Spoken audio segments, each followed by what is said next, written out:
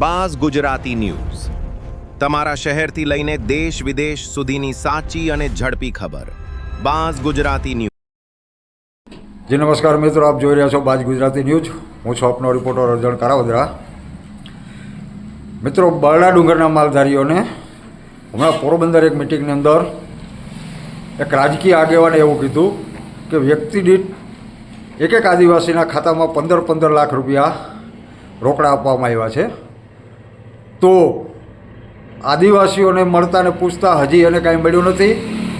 પોરબંદરને અને પોરબંદર બરડા વિસ્તારને આવા બણગા મારવાવાળા જ રાજનેતાઓ ભૂટકે છે। પોરબંદરમાં અવારનવાર વિવાદિત ટિપ્પણીઓ, વિવાદિત ભાષણો, આપણા સાંસદ અવારનવાર વિવાદમાં આવતા હોય તો આ વળી બીજા ભાઈ આવ્યા વિવાદમાં, તો પોરબંદરને આવું ક્યાં સુધી સહન કરવાનું? તો આવો મિત્રો આપણે સાંભળીએ એક માલધારી સમાજના સામાજિક કાર્યકર જે આગેવાન છે કારાભાઈ, તેના પાસેથી કે કારાભાઈ, હમણાં ટૂંક સમયમાં જ પોરબંદરની અંદર આવું પ્રવચન આપવામાં આવ્યું, એના માટે તમે શું કહેશો? અલ્પેશભાઈ ઢોલરિયા કરીને કાંઈક કીધું કે એક આદિવાસીના ખાતામાં 15 લાખ રૂપિયા આપવામાં આવ્યા છે, તો એના માટે તમે શું કહો છો?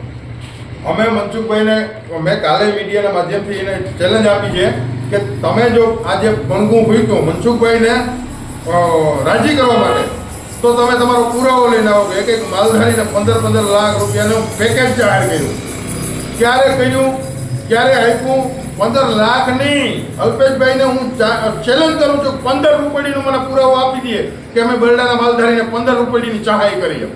એટલે આ ફેંકવાનું બંધ કર અલ્પેશભાઈ, તમે રાજકોટ જે ફેંકતા હોય ફેંકો, પણ મારા અભણ માલધારીને ગેરમાર્ગે દોરવાનું બંધ કરજો।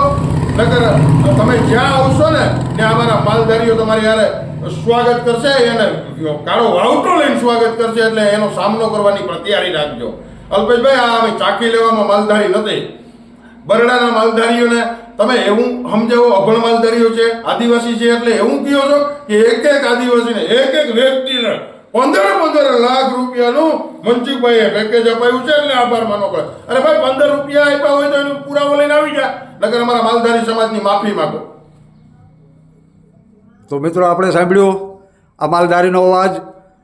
પોરબંદર વિસ્તારમાં આવા રાજકીય નેતાઓ અલ્પેશ ઢોલરિયા જેવા હોય કે મનસુખ માંડવિયા જેવા હોય, અવારનવાર આવી અને ખોટા લોકોને ભ્રમમાં નાખી, ભરમાવી, ભાષણો કરી, ભોરવી, આ ભોળી જનતાને ભોરવી અને એની વોટની ટકાવી રાખવા માટે થઈ અને આ લોકો ખોટા ભાષણો આપે છે। પણ આપણે એક આદિવાસી સમાજના એવા કારાભાઈ ચાવડાના મુખેથી સાંભળ્યું કે રબારી સમાજ કે માલધારી સમાજ જે બરડામાં વસવાટ કરે એટલે 1 રૂપિયો પણ હજી નથી મળ્યો, તો ખરેખર આ સાખી લેવામાં નહીં આવે। જય હિન્દ, જય ભારત।